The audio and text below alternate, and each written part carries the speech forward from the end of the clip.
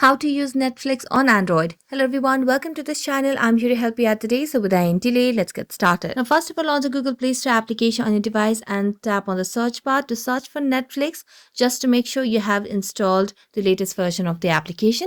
As you can see on the screen, there's no option of update over here, which means we have the latest version of Netflix application. So let's tap on open and make sure that you're logged into your account on Netflix application. So you can simply create your account using a Google profile and any other email ID. You can select your login credentials, and as you're done with it, you can simply create accounts over here. Now, as you're logged into your account, you get to see different options like home, games, new and hot, and my Netflix, which is basically your profile. So if you tap on the home section, you get to see different options over here. You can watch whatever you would want, and if you'd want to watch it, just tap on the particular show and you can tap on the play to start playing. And if you want to download it, you can tap on this download option right over here.